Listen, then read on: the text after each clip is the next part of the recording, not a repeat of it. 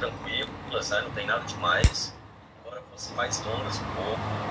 Tá? Então vamos lá, olha, eu conto com a participação de vocês, tá bom? Sobre o ecossistema manguezal é correto afirmar. Qual foi o item que vocês marcaram? Vocês lembram? Eu marquei a C. Estou em dúvida entre ela e a D. Entre ela e a D? Eu marquei a C e eu estava em dúvida entre ela e a D. Certo. Muito bom. A letra A, ela tá falsa por quê? Vamos seguir a lógica do Giovanni, tá? É formado por uma rica biodiversidade vegetal com presença principal de coníferas. Meu Deus do céu. Se alguém disser que viu coníferas nos manguezais da zona tropical, é o Armagedon mesmo de fato, tá? Seria uma mudança drástica nas condições ambientais do planeta como um todo.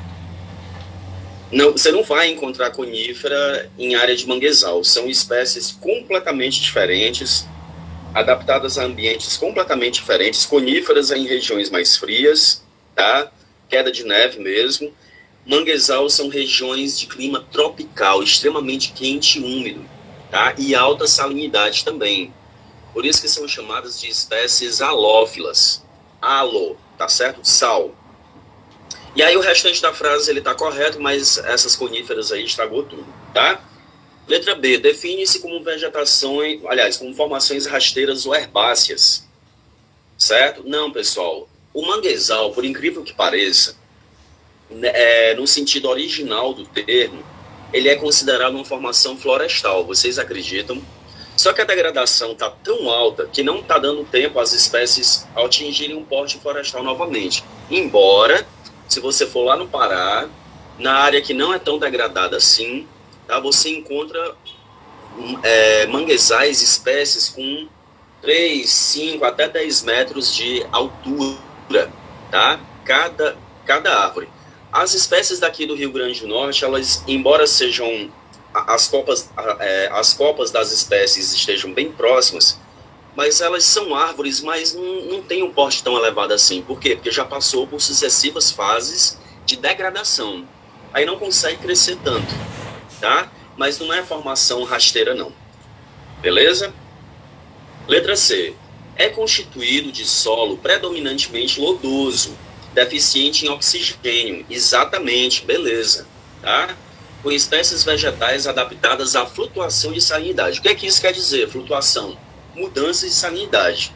Ora, você tem uma salinização muito mais evidente quando a maré sobe, né? Quando o Oceano Atlântico invade o ambiente de manguezal, isso é normal, tá? E ora, quando o rio Potengi, vamos pegar aqui o exemplo do rio Potengi, quando chove muito no alto curso e no médio curso, há uma descarga muito maior de água doce, fazendo com que a salinidade caia. Então, é um ambiente sujeito a flutuações de salinidade, perfeito. Onde se reproduzem espécies de peixes, moluscos e crustáceos. Exatamente isso. Fonte de alimento e renda para as populações tradicionais. Agora vejam a contradição, pessoal. Não sei se vocês já viram como é que caranguejo é extraído. Aliás, quem é que gosta de caranguejo aqui? Dá um sim aí, por favor. Escreve aí no chat, por gentileza. Quem gosta de caranguejo? Ou pelo menos do caldo, ou de qualquer coisa que seja. Bora, pessoal, bota aí. Sim. Se quiser dizer não também, não tem problema não, tá? Pode colocar. E não lembro de nenhuma direita. Élica também gosta. Eu não sei, nunca comi. Não, Isaac, sério? Não, alérgica. Ok, Tereza, não cheguei nem perto mesmo. Não sou fã de frutos do mar no geral. Tô brincando, João. Raíssa também não, Vitor também não, kkk. Dá muito trabalho comer, concordo, Leonardo, mas o caldo é bom, né? Olha, pessoal, deixa eu dizer uma coisa para vocês. Sabe quanto é... O cara vende a corda de caranguejo, vocês já devem ter visto ali. Você passa por Ponte Nova, né? A chamada Ponte Nova, na descida ali, indo para a Redinha, os caras estão vendendo cordas de caranguejos, não é? Concorda? Uma corda daquela o cara vende ali e tá tudo bem. Mas quando ele fornece para um restaurante, tá bom? Uma peça de caranguejo, pessoal, que ele extrai, ele passa às vezes horas tentando capturar e está cada vez mais difícil.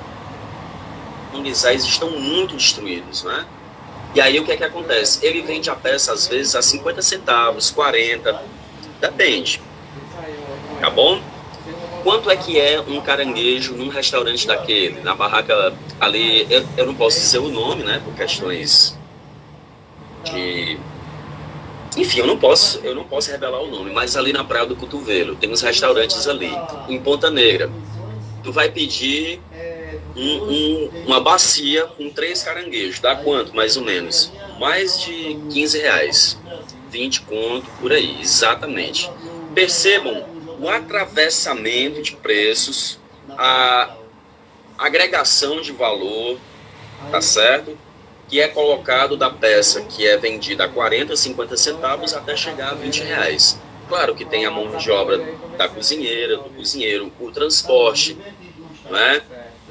O gás que é utilizado, o pagamento do garçom, tem uma série de questões por trás, mas eu quero que vocês entendam o seguinte: nossa, eu comi um prato de caranguejo no restaurante, é tão caro. O cara que extrai o caranguejo, ele deve ganhar muito dinheiro. Ganha não, pessoal. É uma miséria, é pouco. O que acontece é que no processo de atravessamento, lá da lama até chegar no caldo, lá vendido numa bacia e com aquelas marretinhas lá para você quebrar, há um longo processo de agregação de valor. Tá? Eu quero que vocês entendam isso. Isso serve só para o caranguejo? Não, serve para tudo, para todo tipo de alimento. Por isso que essa elevação no preço dos combustíveis faz com que haja um encarecimento do preço dos alimentos também. Não só dos alimentos, mas de tudo. Vestuário, remédio, fonte de energia, tudo fica mais caro. Tá bom? Uma pizza que você vai pedir, ela fica mais cara. Um remédio, uma Dorflex, né? Que você vai pedir na farmácia, às vezes você não está em condição, você está doente, liga lá, eles vão deixar, tá mais caro. Uma entrega que antigamente era R$2, R$3 de taxa, hoje está de 15. As coisas mudam, tá tudo conectado. Eu gostaria muito que vocês saíssem das aulas de geografia com a seguinte mensagem: eu não posso pensar em um único fator para explicar o que está acontecendo no mundo hoje. Nem para explicar as guerras, nem para explicar a alta dos combustíveis, nem para explicar as situações de morte e de desespero que acontecem no Brasil e no mundo, de fome, de miséria, de suicídio, de crises de ansiedade, tá? Gente, tem todo um universo por trás. Nunca esqueçam disso, é a mensagem principal que eu gostaria de dizer para vocês por enquanto. Tá bom? Qualquer dúvida podem ir perguntando, tá? Ok, então por enquanto é a letra C, mas vamos ler os outros itens, a gente não pode cometer esse erro, tá? Principalmente quando estiver fazendo prova em alguma coisa aí, o Enem, uma prova de seleção aí de um estágio, qualquer coisa que seja na vida, tem que ler tudo. Corresponde a cordão arenoso coberto por vegetação rasteira. Não é cordão arenoso, é uma planície que recebe influência do mar e do rio. Já para aí. Deixa eu acelerar aqui, porque, né? Senão não vai dar tempo a gente discutir tudo. Caracteriza-se por vegetação caducifólia, predominantemente arbustiva. Não, pessoal. As espécies de manguezais, de mangues, né? Que é a vegetação, é o mangue, manguezal é o ecossistema todo. A vegetação de mangue, ela perde a folhagem, mas não por conta da seca, não falta água ali, é o tempo todo tendo água. Ela cai por quê? Porque ela envelheceu. É o ciclo de vida da folha mesmo, normal. Então ela não é caducifólia, nem é semi-caducifólia, ela é perennifólia. Beleza? Podemos avançar para a segunda? Então não olhem mais para o manguezal do rio Potengi do mesmo jeito, tá? Beleza? O texto abaixo refere-se a qual formação vegetal? De origem bastante discutida, essa vegetação é característica das áreas onde o clima apresenta duas estações bem marcadas, uma seca e outra chuvosa, como no Planalto Central. Olha, já dá uma pista de localização aí, né? Apresenta dois estratos, né, duas porções da vegetação, eu posso dividir ela em dois níveis, um arbóreo, muita árvore, e com arbustos também, onde predominam as espécies tortuosas, que têm os caules geralmente revestidos de casca espessa. Eu lembro de ter explicado para vocês um dos motivos, né? O outro é herbáceo, geralmente disposto em tufos. O que é? Uma torceira de vegetação aqui, outra torceira ali, outra ali, configurando esse tipo de ambiente. Qual foi o item que vocês marcaram? Digam aí para mim. Eu marquei a letra C. Letra C de Cerrado. Perfeito, muito bem. Tá joia. Alguma dúvida? Posso avançar? Se vocês não disserem nada, eu vou avançando. Tá? Beleza? Bom, aqui... Pode avançar. Perfeito, obrigado. Pessoal, aqui nessa terceira questão, tem mais de uma questão correta, não é? Pode ter mais de uma questão correta. Então, vamos lá de um por um. A figura está passando, não tá? Tá sim. Pessoal, primeiro, as áreas que correspondem, que apresentam os mais graves problemas de degradação da cobertura vegetal correspondem a Mata Atlântica, item 3, e a Mata de Araucária, em item 4.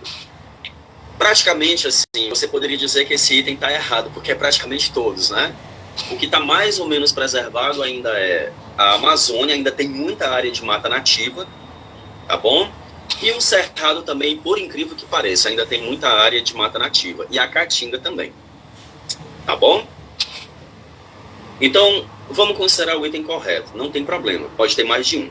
Os domínios dos Cerrados e Pantanal estão, respectivamente, representados, né? Em 1 e 5, o Cerrado é o 1 mesmo, de fato. Vejam a localização, é a região central do país. Mas o Pantanal, ele está no item 5, ele está lá no Rio Grande do Sul. Digam aí para mim, qual é a área de expressão do Pantanal? Está representado por qual algarismo romano aí? 4. O Pantanal é o 4? Não, acho que é o 6. O 6, perfeito, muito bem. O Pantanal é exatamente essa porçãozinha aí, do ladinho do Cerrado, tá bom? É o item 6, perfeito.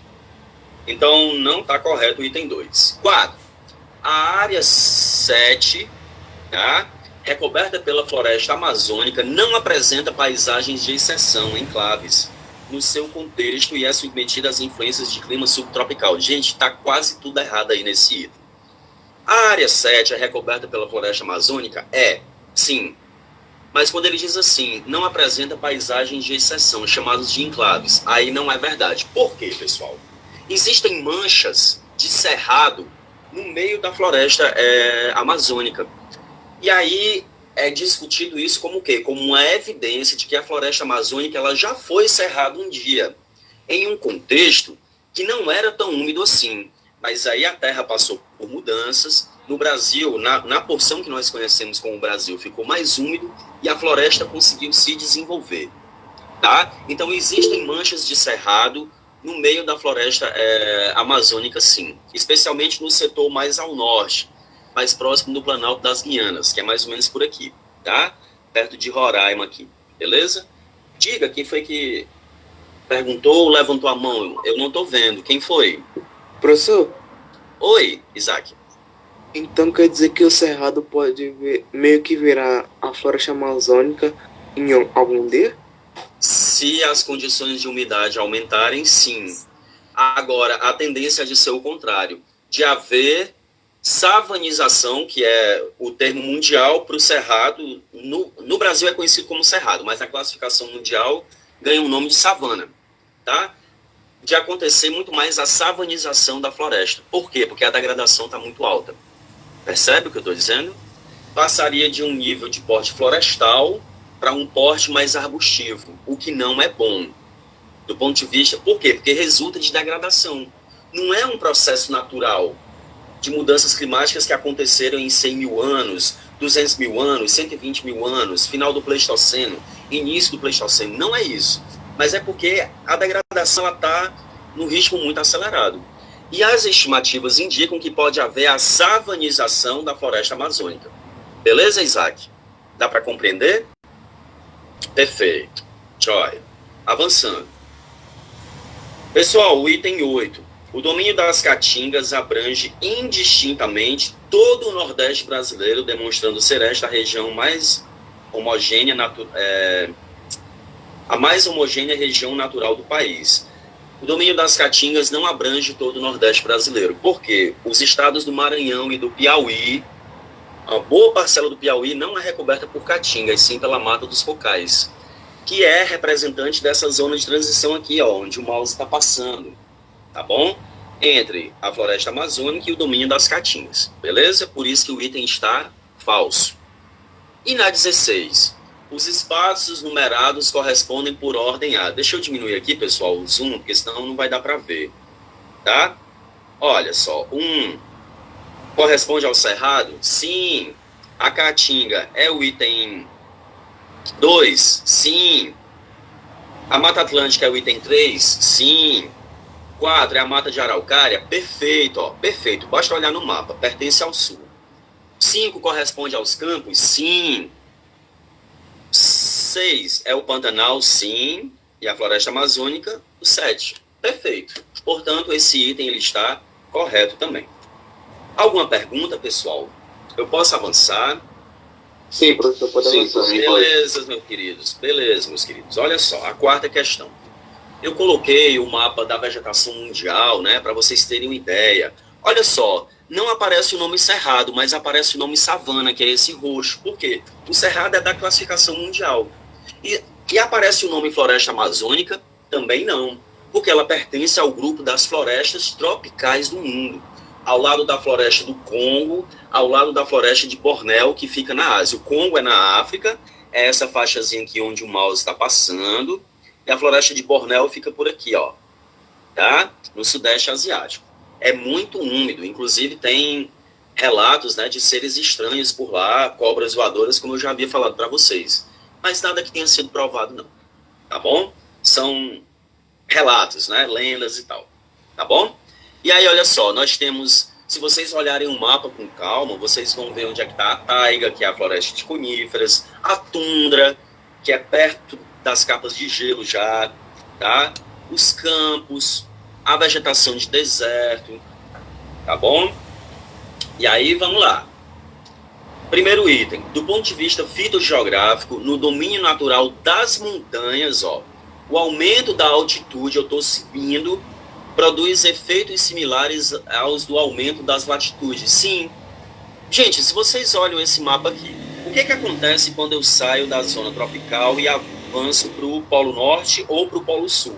A vegetação ela vai ficando rarefeita, ela vai ficando baixinha até que ela desaparece e entra em cena as capas de gelo, blocos de gelo.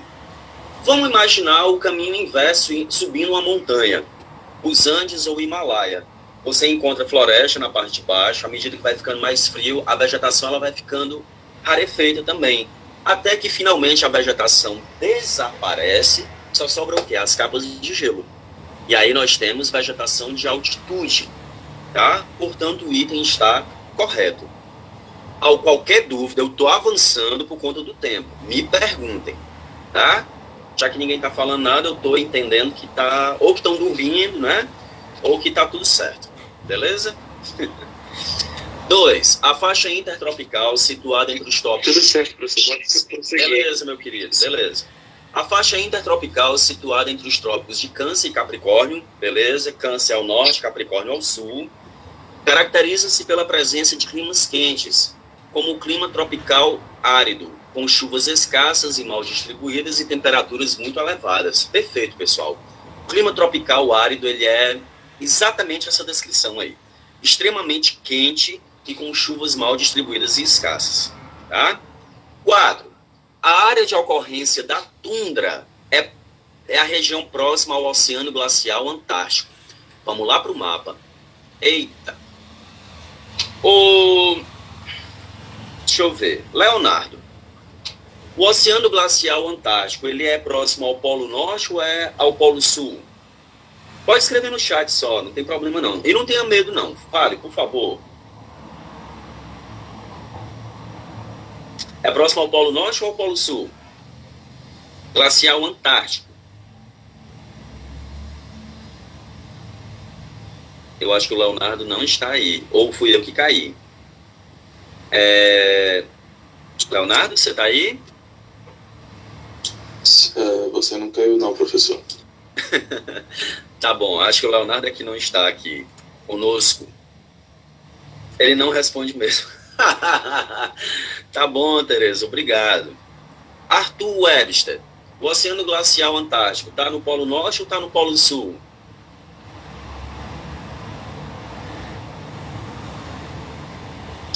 Ô, pessoal, responde aí, amizade. Não? Pessoal, alguém pode ajudar? Pode ser qualquer um. Eu vou dizer aqui com todo o meu conhecimento, que se resume a um chute, que é no sul. Perfeitos, é o sul mesmo. Pessoal, observem a figura. O Oceano Glacial Antártico, ó, aqui, certo? Ele está exatamente ao redor da Antártida. E tem essa diferenciação, porque se a gente falar Antártica é a cerveja, né? Mas é Antártida. Mas o oceano é chamado de Antártico. Enfim, tá bom? E aí no norte é o quê? Ó, no Polo Norte, Oceano Glacial Ártico. Portanto, o item está incorreto. A tundra, na realidade, ela se espraia muito mais ao redor do Oceano Glacial Ártico. Beleza? Bom, oitava. No domínio das florestas do tipo boreal ou taiga, predominam espécies acifoliadas. Perfeito, pessoal. Folhas no formato de agulhas. Elas se desenvolvem em climas de frio de altas latitudes, exatamente, lá no Polo Norte, principalmente, e são utilizadas na produção de madeira, papel e celulose. É exatamente isso, portanto, está correto. 16. Os climas frios das cordilheiras montanhosas tropicais não correspondem aos climas frio e polar das altas latitudes. Pessoal, já está uma contradição aí, né? Peraí. Não, tá não. Os climas frios das cordilheiras montanhosas tropicais não correspondem aos climas frio e polar das altas latitudes. É isso mesmo. Por quê? Se vocês observarem o mapa, não deveria ter clima frio aqui, porque está em zona tropical, deveria ser quente, né? Mas o que é que acontece? O relevo quebra a regra. Quanto mais alto, mais o ar fica rarefeito, mais frio ele fica. Porque não há um processo de transferência de calor, de energia térmica tão fácil assim. Vocês devem ver isso em física daqui a algum tempo. Provavelmente não agora, em termodinâmica, tá? E aí, olha, pelo fato de que as profundas mudanças sazonais da insolação não ocorrem nas baixas latitudes. Pode mudar a estação que for, não vai afetar tanto assim não. Portanto, o item está correto, tá bom? Essa aqui, como é de costume, é muito fácil, é só raciocinar um pouquinho, ter calma. Os serviços ecossistêmicos prestados pela biodiversidade, aí eu citei uns exemplos. Etanol, formação do solo, suavização da temperatura das cidades, peixes fossilizados, nomes de cidades ligados à ocorrência de plantas. São, respectivamente, denominados de quê? Qual foi o item? Item pode ser qualquer pessoa, me ajuda aí, não me deixa só não. Eu coloquei o C. O C, perfeito, é o C mesmo. Muito bem. Ó, etanol, fonte de energia, é provisão, pessoal. É provisão. Formação do solo, a vegetação participa do processo de pedogênese. Suporte, que é o mais básico de todos. Regulação, suaviza a temperatura das cidades. Olha, sonho seria todas as cidades terem muita área verde. 40%, 50% de área verde, gente, seria um espetáculo. A qualidade de vida melhoraria muito, tá? Peixes fossilizados. O peixe está lá para contar a história. Te vira aí para entender. Serviço de conhecimento, história da terra. E nomes das cidades ligados à ocorrência de plantas, por exemplo, Pau dos Ferros, Monte das Gameleiras, Macaíba, certo? São benefícios ligados à vegetação, tá bom? Portanto, é o item C de casa. Belezinha até aqui? Alguma pergunta? Agora nós podemos avançar para o próximo. Vamos falar de fontes de energia, tá bom? Gente, mas antes deixa eu só fechar aqui a janela, porque tá me incomodando esse barulho, tá? Peraí.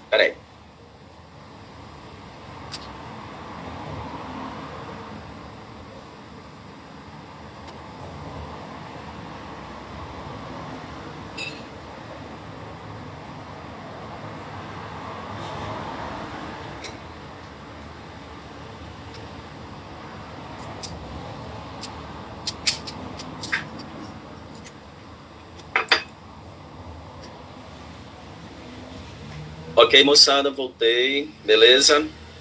Olha só, deixa eu projetar aqui já. Primeiro, olha, eu gostaria que vocês se concentrassem no seguinte: nós falamos até agora da litosfera, da hidrosfera, da atmosfera, né, da pedosfera e da biosfera. E a próxima etapa, pessoal, diz respeito ao uso desses recursos naturais, né? Vocês lembram que nós já havíamos conversado também em que o uso descontrolado de recurso natural, da natureza, dos benefícios da natureza, geram os chamados problemas ambientais, né? Mas o que é que acontece? Fontes de energia são recursos indispensáveis à vida moderna, né? Eu acredito que vocês já devam ter passado pela situação de faltar energia, você ficar algumas horas em casa sem ter onde carregar um celular, como assistir uma TV, a geladeira, a comida, esquentar alguma coisa, o ventilador. Gente, é terrível. Não dá mais para imaginar a vida moderna sem nós utilizarmos as fontes de energia. E é imprescindível que os países, todos os países, inclusive o Brasil, nós pensarmos em uma estratégia de segurança energética. Vocês já devem ter escutado falar esse termo. Há uma preocupação mundial. Significa o quê? Que um país que tem uma segurança energética baixa, ele está sujeito a sofrer colapso de alguma forma. É isso que está acontecendo com os países da Europa. Eles não têm segurança energética, eles dependem de outras nações para suprir a sua demanda de fontes de energia. Por exemplo, que eu já havia comentado, mas eu vou retomar, é óbvio, a Europa quase toda depende da Rússia e da Ucrânia para suprimento de fonte de energia. Aí os dois países estão em guerra, como é que fica? Há um temor de um colapso no sistema energético da Europa praticamente toda. Percebe o que eu estou dizendo?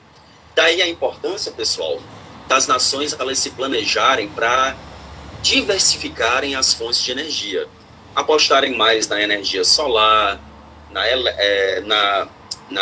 eólica, na biomassa, certo? Na energia nuclear também, dados os protocolos de segurança. Sim, é uma realidade. Só tem que tomar muito cuidado, porque aconteceram acidentes terríveis. Vocês devem ter escutado falar do acidente de Chernobyl, que inclusive está em alta agora, né? E do Césio 137 em Goiânia. Vocês escutaram falar do Césio 137? Eu acho que eu não contei essa história para vocês ainda. Contei? Não, né? Se eu não me engano, não. Do Césio foi o seguinte, aconteceu em 1988, tá? Vocês já devem ter escutado falar que as pessoas, quando vão fazer tomografia, não é?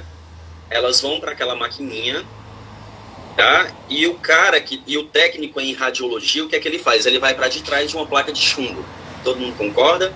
Já devem ter escutado falar sobre isso, não sei se alguém já fez, ou já acompanhou a mãe ou um parente para fazer. Por quê? Porque a placa de chumbo, ela te protege. Parcialmente. Por isso que esses profissionais de radiologia, o correto é eles terem um adicional no salário de insalubridade, porque é uma profissão que o cara está exposto a muito risco, assim como policiais, assim como os profissionais de saúde diante das epidemias, tá? Ok, até aqui. O que é que acontece? Essas máquinas, elas têm material radioativo, que é o que ao longo dos anos foi sendo pesquisado. Inclusive tem um filme na Netflix muito bom sobre a vida da Madame Curie. Vocês já ouviram falar?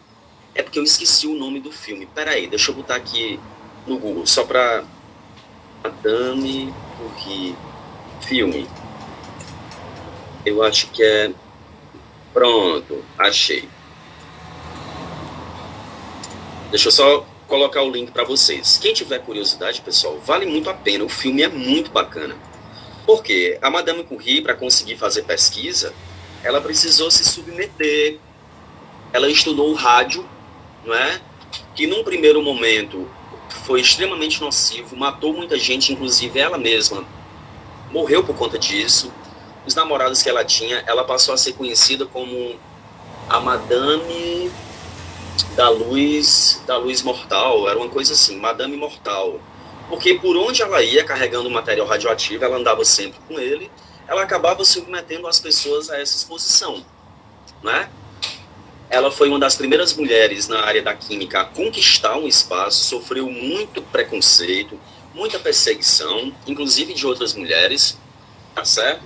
E aí o que é que acontece? Com o tempo ela descobriu que o rádio, o elemento rádio, ao mesmo tempo, tinha propriedades radioativas, poderia ser enriquecido. Ele era mortal, mas depois ela descobriu que ele tinha uma aplicação na na medicina e que passou a salvar a vida de muitas pessoas. O que é mais interessante do filme é que ele aborda essa trajetória, não é? Num primeiro momento é mortal, mas depois ela consegue fazer com que seja aplicado na medicina e salvou muita gente. Então, quem puder assistir no Netflix, quem tiver acesso, assista. Quem não puder, vai na casa do coleguinha e tenta assistir junto com ele. Vale muito a pena, eu recomendo demais para vocês. Mas voltando para cá, o que acontece? Os aparelhos especiais, não é, que utilizam esse material enriquecido, material radioativo, eles são utilizados nas clínicas, nos hospitais, em laboratórios, normal. Mas lá em Goiânia, o que foi que aconteceu na década de 80? A fiscalização ela não era tão forte assim. E uma dessas clínicas foi abandonada, pessoal. Foi abandonada. Tinha uma máquina lá de fazer tomografia, que tinha material radioativo. Sabem o que foi que aconteceu nessa clínica abandonada mesmo? Um catador de metal, né, de carcaças, de material reciclável, entrou na clínica, encontrou essa máquina e começou a detonar com ela para poder vender as partes. Ele nem tinha ideia do que era. Ela não era para ter sido abandonada assim. Até aqui, vocês estão me ouvindo, pessoal? Tá tudo direitinho? Eu tô achando que vocês estão silenciosos hoje. Sim. Não, tá bom, beleza, obrigado. Olha só, o que foi que aconteceu? O catador desmontou a máquina toda e chegou na parte nuclear, na parte que continha material radioativo, que é na forma de um pozinho brilhoso, tá certo? É na forma de um pozinho brilhoso. Ele pegou a cápsula, quebrou e levou para casa. Chegando em casa, a filhinha dele se chamava Leide, tá? O que foi que aconteceu com a Leide? Ele entregou a cápsula para ela, viu o pozinho brilhoso, achou bonito, porque ele brilhava no escuro. A Leide começou a passar no rosto, começou a passar, olha papai, brilha no escuro. Os relatos eram esses dos parentes. Olha papai, brilha no escuro. O que foi que aconteceu? Algumas horas depois começou a haver um processo de intoxicação generalizada. E aí foram acima, foram abaixo, foram investigando e perceberam que se tratava de material radioativo, que contaminou um bairro inteiro. Até hoje, tem pessoas que são acompanhadas desde a década de 80, olha só, 30 e poucos anos, né? Desde a década de 80, elas são acompanhadas por quê? Porque elas desenvolveram anomalias. Os filhos das pessoas da década de 80, que viveram na década de 80, elas nasceram com calosidades nas mãos enormes, faltando alguma coisa, desenvolveram problemas cognitivos. Os filhos nasceram com formações diferentes daquela esperada, tá? Mesmo sem ter um histórico na família. Então, acidentes envolvendo material radioativo é muito grave. Foi até tema daquele programa horroroso que passava antigamente. Perguntem aos pais de vocês, o Linha Direta. As pessoas ficavam com medo, que aí você ligava e decidia lá no final. Eu não lembro muito bem, mas eu não gostava muito, me dava muita agonia, mas Linha Direta virou até tema. Por quê? Porque criou revolta na cidade. As pessoas não queriam que os caixões de quem havia morrido fossem enterrados lá mesmo, era para ser mandado para fora. Precisou da intervenção do exército na época. Foi uma confusão fora do normal. Eu vou ver se eu encontro vídeos no YouTube contando a história e eu compartilho para vocês. Eu preciso me lembrar de fazer isso. Quem tiver tempo de assistir, assiste, que vale muito a pena. Tá? Por que eu estou colocando isso? Porque em Chernobyl foi a mesma coisa. Só que já foi em proporções muito mais elevadas. A bomba de Hiroshima, pessoal, olha só, no dia 6 de agosto de 1945, detonou uma cidade inteira, Mururoa, o atol de Mururoa, para ver se dava um fim na Segunda Guerra. Enfim, olha, uma situação extremamente complicada. Tá? O uso de material radioativo ele é muito sensível. Por isso que o mundo ele teme uma guerra nuclear. Não sabemos que fim a guerra da Ucrânia vai levar, mas se sabe que essa possibilidade é remota, mas ela não é impossível de acontecer. Tá bom? Então vamos lá. Vamos falar para falar de segurança energética, eu preciso primeiro saber que diabo é fonte de energia. Então eu vou passar aqui rapidinho, para eu não me prolongar muito, tá bom? Você já conhece esse assunto aqui, ele não é difícil, não tem nada demais sobre ele, tá? Nada que vocês não tenham escutado falar ou que não tenham algum tipo de domínio, tá bom? Olha, nós compreendemos por energia a capacidade de realizar trabalho. tá? E basicamente existem as fontes chamadas de renováveis, as que não se esgotam, pela força do sol, pela força do vento e das águas, e as fontes de energia não renováveis, que elas estão praticamente no subsolo, elas estão a grandes profundidades. Você tem que cavar muito para poder encontrar. Por isso que está colocado aí, elas não são expostas. Não é assim, tá bom? Ó, exemplos de fontes de energia renováveis. Se concentra aí na figura da esquerda, a solar, a geotérmica, porque é calor, não é? As ondas, as marés, a hídrica, as próprias hidrelétricas, o potencial eólico e a biomassa. Vejam que há uma diversidade muito maior, concorda? E tem as fontes não renováveis, petróleo, gás natural e carvão mineral. Como é o nome desse conjunto aí, hein? Se chama o quê? Combustíveis o quê? Eu já falei. Fósseis. Perfeito, sem defeito algum. Muito bem. E o urânio, que é um exemplo, tá? O urânio, que é um exemplo, é o principal. Pessoal, o balanço energético mundial, os dados mais atuais ainda não, né? Tá uma confusão, tá bom? Devido à pandemia, bagunçou tudo. Mas não mudou muita coisa, não. Tá certo? A dependência mundial do petróleo, olha só como é que é. É a maior ainda, 35%. Vejam, olha a contradição. É a menor disponibilidade, mas é a maior dependência. Tá? Seguido do carvão e do gás natural. O mundo depende dos combustíveis fósseis ainda. Por isso que quando acontecem guerras no Oriente Médio, ou na Ucrânia e na Rússia, envolvendo toda aquela área ali, o leste europeu, aí, europeu e a parte oeste da Ásia, não é? Que é uma área de transição ali, aí o mundo entra em colapso. Por quê? Porque nós dependemos ainda muito dessa matriz energética, dessas fontes de energia. E aí vem os combustíveis renováveis, a energia nuclear, a hidroeletricidade e outros aí. Ainda não mudou muito não, tá bom, pessoal? Nossa dependência ainda é gigantesca. Vamos lá. Fontes e formas de energia não renováveis. Aí aqui está mostrando a formação do carvão mineral, como é que acontece. Áreas pantanosas, a morte, sedimentação, e aí milhões de anos são necessários para que o carvão mineral ele seja formado. Professor, aqui no Brasil tem carvão mineral? Tem, lá no Sudeste e no Sul. Florestas que foram enterradas, né, há muito tempo, num período chamado de Carbonífero. Bota 230 até 135 milhões aproximadamente, certo? E aconteceu o quê? Mudanças na matéria orgânica que deu origem a carvão mineral. Lembrando, não é o carvão que você compra na esquina para fazer o churrasquinho. Não é ele. É outra coisa. Ele é muito mais caro e é bastante utilizado na indústria siderúrgica. Tá bom? Bom, e ele foi a principal fonte de energia da primeira revolução industrial. Mas vocês vão estudar isso ainda, tá? Máquinas a vapor, não é? A indústria têxtil, ela utilizava muito. Por isso que quando os filmes retratam a primeira revolução industrial, é muita fumaça saindo, né? As pessoas com a cara toda preta, tudo suja, porque era o carvão mineral a principal fonte, tá? Bom, principais reservas de carvão mineral no mundo. Onde é que ocorrem? Olha só, China, na Índia, na Rússia, na Ucrânia, na parte da Europa Central, na Colômbia e nos Estados Unidos também. E no México, tá bom? Petróleo e gás natural, não é? Um tá conectado ao outro, tá... Pessoal, vocês sabem como é que é o nome dessa estruturazinha aqui? A gente conhece ela popularmente como um cavalo de pau. Vocês conhecem? Já viram? Quem já viajou para Mossoró ou qualquer outro desses lugares aí, encontra no meio da estrada. Você está indo, você consegue ver ela se movimentando dessa forma.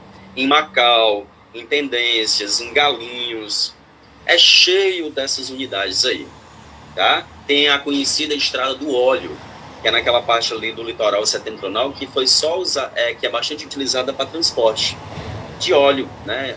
Ou seja, de petróleo. E aí o nome dela, na verdade, é UBM, é a Unidade de Bombeio Mecânico. Mas quando vocês enxergarem isso daí, já vão lembrar, olha, o cavalo de pau está extraindo exatamente esse bem mineral, tá bom? Bom, é uma fonte de energia que vem sendo utilizada desde a segunda Revolução Industrial, que é marcada pela presença dos carros, tá? Aconteceu em aproximadamente 1870, primeiras marcas de carros já começaram a utilizar o petróleo. tá bom? E as maiores reservas de petróleo, assim como o carvão, estão no hemisfério norte. Como é que o petróleo se forma? É semelhante ao carvão mineral, mas não é em ambiente continental, não é tão comum. É muito mais em ambiente marinho, tá? As algas, ó, fitoplâncton e zooplâncton, organismos marinhos, morreram, foram soterrados e formaram-se os hidrocarbonetos. Daí a história lá do pré-sal, ela ser na plataforma continental, em alto mar, tá bom? Inclusive a Petrobras, ela é uma das empresas do mundo que ela é detentora de tecnologia de ponta, viu, pessoal? É detentora de tecnologia de ponta. E aí o petróleo, ele tem vantagens. Por ser líquido, permite o transporte de maneira muito fácil. Dá para fazer muitos derivados de petróleo, inclusive plástico, inclusive parafina, querosene, borra de asfalto, gasolina, o diesel. É um processo chamado de craqueamento, tá? Possui grande densidade energética, ou seja, demora muito para queimar. E as desvantagens: tem uma renovação extremamente lenta, é altamente poluente e tem riscos de acidentes. Lembra daquela coisa horrorosa que aconteceu nas praias do Nordeste no ano passado, ou foi em 2020, minto? As praias do Nordeste completamente invadidas por manchas de óleo na praia. Até hoje, algumas praias não se recuperaram, viu, pessoal? Até hoje. Vocês lembram dessa história, sim ou não? Transporte de petróleo. Eu lembro. Como é que foi formado aquilo mesmo? Como que aconteceu? Ali foi um navio grego, se eu não me engano, estava transportando e houve um acidente e espalhou petróleo pela região Nordeste, tá? As ondas, né, elas foram trazendo até que chegou nas praias. Demora muito a se recuperar. No Golfo do México, pessoal, só vive tendo um acidente. Alguns são horríveis, tá? Praticamente irreversíveis. Morre a fauna marinha, atinge as praias, tá certo? Além de deixar a paisagem extremamente horrível e fedorenta também. Aí o que é que os pesquisadores estavam tentando, pessoal? Eles estavam tentando desenvolver tecnologia de biorremediação, de desenvolverem culturas de bactérias que se alimentam do petróleo. Olha só, se alimentam do petróleo e pronto. Elas conseguirem consumir. Mas como o acidente de petróleo, os danos são de grande expressão espacial, aí fica bem mais difícil, tá? Mas risco de acidente é muito alto, tá bom? Maiores reservas de petróleo no mundo, ó. Zona do Caribe, aí inclui a Venezuela também, por isso aquela discussão geopolítica toda lá, não é? Os Estados Unidos, aí a África, o norte da África, o Oriente Médio, como vocês estão vendo aí, entre a Indonésia e a Índia também, na Malásia, e aí a própria Rússia, a própria Ucrânia também. Gás natural, segunda principal fonte de energia utilizada no mundo. O gás está associado ao petróleo, por isso é um produto esgotável, tá? Gás natural, vantagens: baixo impacto ambiental. Subiu, houve vazamento de gás, ele se dispersa, tá bom? O ideal é que não haja, mas ele se dispersa rapidamente. Facilidade de transporte e manuseio, forte atração de investimentos. E as desvantagens é porque ficou desformatado aqui, perdoe, tá? É um combustível fóssil, portanto, ele é finito. Risco de asfixia, incêndio e explosão. Não queiram ficar perto de uma área de que tenha vazamento de gás natural. É terrível, tá? Bom, corre risco de incêndio e aí, enfim, é perigoso de qualquer jeito, tá bom? Eu vou passar essa parte, pessoal. O petróleo e o gás natural, existem os países chamados da OPEP, tá? Mas eles, apesar de controlarem o mundo, que é o Irã, olha só, vê se vocês associam o nome à guerra. Irã, Iraque, Kuwait, Arábia Saudita, Venezuela. Tudo está cercado de guerra, não está não? Vocês concordam? Todos esses nomes de países que eu citei vivem acontecendo guerras, por isso que os choques do petróleo são tão altos, tá? Aí tem o Equador, a Líbia, a Nigéria também vivem envolvidos em conflitos, tá bom? Os Emirados Árabes Unidos. Aí a produção de gás natural, os mais altos, né? Estados Unidos, Canadá, a Rússia quase toda, vejam aí, tá certo? Ou seja, áreas bastante conflituosas. Então vejam, as guerras, elas não têm só uma questão ideológica, tem uma questão disputa por reserva de energia também, tá bom? E aqui, falando um pouco da questão russa, tá? Projetos de construção de dutos da bacia do Mar Cáspio. Uma das confusões entre a Rússia e a Ucrânia são acessos ao mar também, ao Mar Cáspio, tá? Então vejam, envolve muita coisa, tem muita coisa envolvida, tem muita coisa por trás. Outra coisa, pessoal, só falando um pouquinho sobre essa questão da Ucrânia, antes que o tempo se esgote, eu não sei se vocês vêm acompanhando as notícias, mas vocês perceberam que a invasão da Ucrânia, ela continua a passos largos, não é? Vocês perceberam que uma parcela da população, vocês viram isso, vem resistindo? Vocês escutaram falar sobre isso? E por que que ela vem por que que ela está dividida? Uma parcela da população ucraniana, ela entende que a Ucrânia é um país soberano, é um país independente. Uma parcela gosta, preste atenção, uma parcela gosta da influência russa. A população está dividida, simplesmente.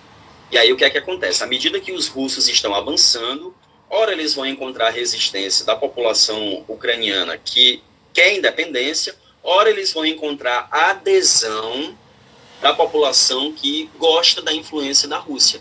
Se identificam muito mais com a Rússia, ou seja, é um balaio de gato, pessoal, não é uma coisa tão simples, tá?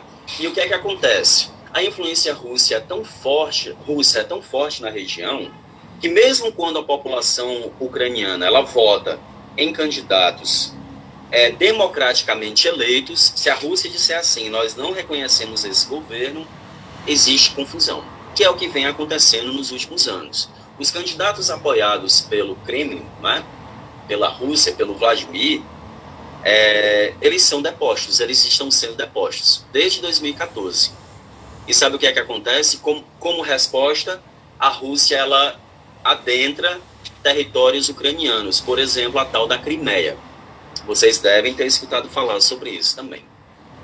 Tudo bem até aqui? Estamos caminhando juntos? Beleza? Sim. Perfeitos, sem defeitos. Joia.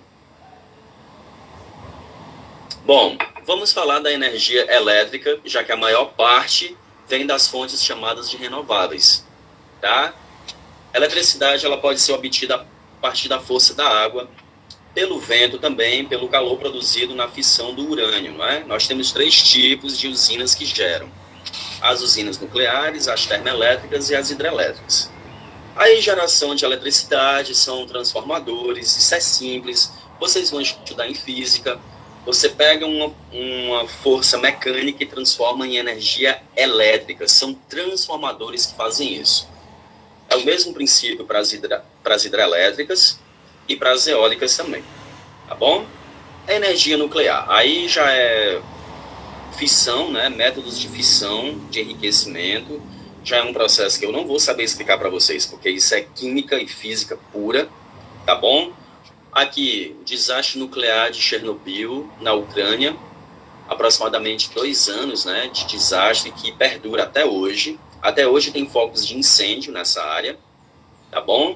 Energia nuclear, vantagens, não libera gases estufa, exigência de pequena área para a construção da usina, grande disponibilidade, porque você está sempre manipulando o elemento radioativo, gera pequena quantidade de resíduos, isso aí eu discordo um pouco, entre aspas, porque anos e anos de uso vai gerar, e você tem que guardar esse material em caixas de chumbo, tá bom, pessoal? Por exemplo, os diários da Madame Curie, eles estão guardados em caixas de chumbo, eles são altamente radioativos, só para vocês terem ideia. Assistam o filme para vocês verem. E as desvantagens? O lixo radioativo deve ser armazenado em local seguro, mais cara quando comparado a outras formas, riscos de acidentes nucleares, e acontecendo um acidente, os danos ambientais eles são irreversíveis. Tá? Em relação às hidrelétricas, vantagem, sem necessidade de poluição, o que é contraditório com a primeira desvantagem. Gente, gera um impacto geográfico, ambiental, que é terrível. Você tem que inundar áreas inteiras de floresta. Cidades inteiras têm que saírem daquele, precisam ser deslocadas. Por exemplo, a barragem de Sobradinho, do Rio São Francisco, desalojou, pessoal, na década de 70, sabe quantas pessoas? Cerca de 70 mil. Década de 70. 70 mil pessoas. Tem até uma música que foi feita por dois cantores, Sai Guarabira, que o Biquíni Cavadão regravou. O sertão vai virar mar, dá no coração medo que algum dia o mar também vire sertão. O sertão vai virar mar, o que que era? Era sertão, de repente se viu inundado por um lago enorme, né? Uma represa enorme. E aí o que é que acontece? Perdas enormes, históricas, culturais, ambientais, de fauna e de flora. Em nome do progresso, muita coisa é feita e a gente não entende isso.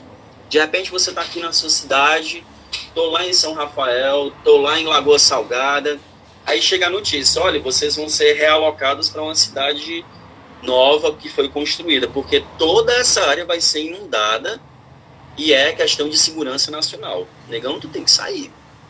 Mas aí você tem muitas perdas, né? É o seu lugar, é o seu local de vivência. E é muito complicado isso, tá bom? Por isso que o ideal é que a gente não dependa tanto das hidrelétricas, porque as perdas que elas causam são irreversíveis, tá, pessoal? E talvez energia solar e energia eólica, a perda não seja tão grande assim. Você não tem que realocar ninguém. Pelo contrário, a pessoa que recebe uma torre de energia eólica no quintal da sua casa, ela passa a ganhar um valor ali por mês, pelo preço do aluguel, pelo uso da terra. Mas nem tudo são flores, tá? Existem muitos problemas cercando a energia solar e a eólica também. Aí mais vantagens. A energia produzida pode ser armazenada? Pode. Ela integra o sistema nacional, tá? E as desvantagens, como eu já falei, as inundações de grandes áreas e elevados custos de construção. É caro pra caramba. As termoelétricas que geram energia, né? Elas são muito poluentes, tá bom? Elas se utilizam de combustíveis fósseis. No Brasil, se destaca a região sul como grandes áreas produtoras de carvão mineral e pela existência das termoelétricas. É tanto que quando o nível das represas está baixo, o governo ele já emite nota dizendo o seguinte: vamos acionar as termoelétricas a partir do dia tal, para garantir o abastecimento. Tá bom? É questão da segurança energética, não é? Quais as vantagens das termoelétricas? Mais rápidas para se construir, podem ser instaladas em locais próximos às regiões de consumo, diminui a linha de transmissão, tá? São alternativas para países que não possuem outros tipos de fontes de energia. E as desvantagens? Usa combustível fóssil, grande liberação de poluentes, o efeito estufa, né? E o custo final das termoelétricas ele é mais caro, por isso que elas são acionadas em último caso. Beleza? Bom, outras fontes de energia, aí eu já vou ter que passar bem rápido, pessoal. É para substituir, por isso que é chamado de alternativa a quê? Ao uso do petróleo. Biomassa, o etanol, tá? O carvão vegetal, ele é utilizado também, principalmente na indústria de cerâmica. É pouco poluente, ele é barato, os gases têm baixo impacto, né? Mas em compensação destrói floresta, dificuldade no transporte e armazenamento e queima muito rápido, comparado ao carvão mineral. Aqui eu não vou falar porque esse esquema ele é muito detalhado, mas como eu vou mandar para vocês, fica tudo bem. A energia solar, essa animação eu roubei, coisa mais fofinha do mundo, tá certo? Mas nem tudo são flores, tá? Para a instalação de parques solares, pessoal, de parques solares, você tem que desmatar uma área enorme. E no Rio Grande do Norte não está sendo diferente, não. Tá bom? Mas a vantagem qual é? Você pode colocar no telhado das casas, dos shoppings, dos hotéis. Vai dar uma diminuída aí na tua conta de água. Viu? Aliás, na tua conta de energia. Beleza? Ela é pouco poluente em termos de vantagem. Os painéis solares precisam de pouca manutenção e pode ser utilizado nos telhados das casas. Mas a desvantagem, no período chuvoso, ó, já era. No período da noite não produz energia. Então, tem um uso limitado também. E a instalação ainda é muito cara. Tem a energia das ondas, que é a ondomotriz, e a de variação de marés, que é a mareomotriz. Ó, transformação de energia mecânica em energia elétrica, feito por transformadores também. Vocês já tinham escutado falar nessas duas? Não sei, acredito que não, mas alguns países eles dominam essa tecnologia já, tá bom? Como os Países Baixos, por exemplo. Ó, e aqui na região Nordeste, pessoal, estima-se que no Maranhão e no Ceará sejam instalados parques de energia mareomotriz em breve, tá? Eu não sei daqui a quanto tempo, daqui a até 5 anos, se não me engano.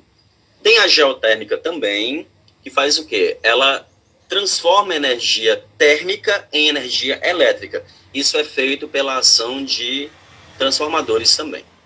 E a energia geotérmica no mundo? Olha só, é próximo às linhas de placas tectônicas. Bom, aos limites de placas. Por quê? Porque é onde a crosta é mais fina, tá? E, finalmente, nós temos a energia eólica dos ventos, que é bastante conhecida nossa aqui, tá? Você instala um parque, ele transforma a energia mecânica em energia elétrica e fica tudo bem, tá? Eu gostaria muito de levar vocês para visitar um parque desse um dia, mas acredito que não vai ser possível, tá bom? 1001 desculpas. Deixa eu passar aqui rapidinho, porque isso aqui é no mundo, tá? O Brasil, ele desponta aí como um país com grande potencial, tá bom? E dentro do Brasil, observem essas áreas mais escuras. Quanto mais escuro, maior é o potencial eólico de instalação de parques. O Rio Grande do Norte está aí como um grande candidato, né? O Maranhão, o Piauí, o litoral, o interior da Bahia, de Minas também está cheio de parques sendo instalado lá, pessoal. E no interior do Rio Grande do Norte também, nas serras, tá?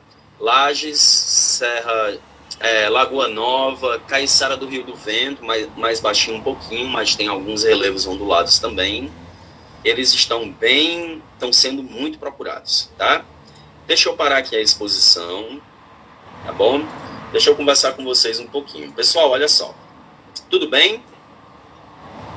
Tá chegando, daqui a 2 semanas a gente encerra as nossas aulas, tá? Praticamente só estão faltando 3 aulas de sexta, quarta, sexta, e na outra quarta, só para eu me despedir de vocês. A outra atividade vai ser só o quê? Vocês resolverem uma lista sobre população. Eu vou começar, mas eu gostaria muito da participação de vocês quando eu lançar pequenas enquetes, né? Por exemplo, o tipo de pergunta, se vocês pretendem ter filhos, ou então para vocês investigarem sobre a família de vocês. Aí eu gostaria que vocês puxassem da memória, né? De onde é que os avós de vocês vieram, os pais, se nasceu todo mundo em Natal ou não, tá bom? E eu gostaria só de uma coisa, que vocês começassem a investigar a partir de agora. Preste atenção no que eu vou escrever aqui. Ó, qual a origem da situação? Aliás, história...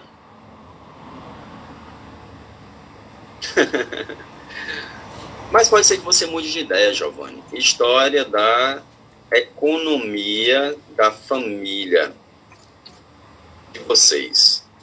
Vocês já pararam para pensar nisso, pessoal? Eu queria muito que vocês pensassem sobre isso, investigassem. Qual é a situação econômica da família de vocês hoje? Eita, o outro também? Eita! Aí, quando for mais tarde, eu encontro vocês por aí no shopping, na praia. Ó, professor, meu filho, né? Vocês podem mudar de ideia, pessoal. Tá repreendido, olha só. Pessoal, repreendeu a outra. Pessoal, pode acontecer com todo mundo, viu? Olha, a história econômica da família de vocês. Qual é a situação? Por quê? Não, tenho não, Isaac. Os alunos tiraram o meu juízo. O pouco de juízo, de equilíbrio que eu tinha, os alunos pegaram uma bacia, pegaram um monte de garfo e faca e saíram mastigando assim, triturando, ainda cuspiram na minha frente. Eu posso ser pai de vocês também. Ah, tá bom, Ana. Coisa mais linda. Aceito todo mundo, mas tem que fazer, tem que me obedecer. Aí é que eu quero ver. Tô brincando, pessoal. Mas eu aceito, tá? Olha só. A história da economia. Porque às vezes vocês podem se perguntar assim: A partir da semana que vem, as aulas vão ser... Eita, já tá falando em Olha! Mas, olha, eu tô chocado agora. Sem conto para cada um. Sem conto para cada... Olha o outro. Meu Deus do céu, gente. Ai, vocês são... Tá bom, viu? E eu pensando que era por carinho. Tudo bem. Ó, me perdi até no que eu estava dizendo, mas eu já estou terminando. A partir de agora, as aulas vão ser discutidas nesse nível, tá? Mas a primeira reflexão que eu queria que vocês fizessem, conversem com os pais de vocês e os avós. Estribado. Tá? As dívidas também são boas. O professor não tem dívida, né? Tá certo. Olha só, pessoal. Por que a família de vocês tem essa situação econômica? Se é boa, se é ruim, se é média, se é mais ou menos. 50 mil, Tu tá falando de quem? Do prefeito da tua cidade, Hein, Vitor? Eu desconheço, viu? Se eu ganhasse 50 mil por mês, adoraria. Pessoal, por que a família de vocês tem esse padrão? É isso onde eu tô querendo chegar. Por que tem esse padrão?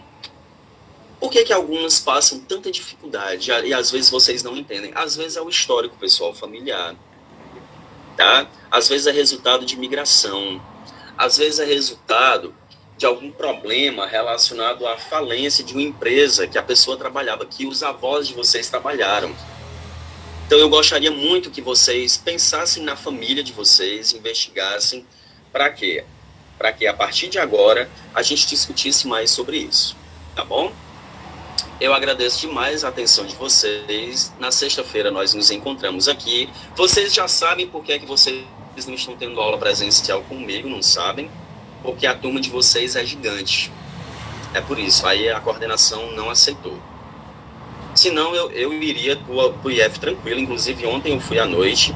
Cheguei 9 e pouco da noite em casa e foi tudo bem, deu tudo certo. Mas por quê? Porque a turma é bem pequenininha. 15 alunos só. Mas vocês têm... Pois é, porque são alunos da noite, as turmas são menores, eles vão ser futuros professores, né? Mas eu acredito, pessoal, que no final de abril vocês já devam voltar para o IF normal, viu? É porque lá tá um pandemônio também, o Senat, ele tá um canteiro de obra, tá horrível, tá horrível. Se cuidem, tá? Um abraço para vocês, abraço, tchau, tchau, Valeu. Saúde.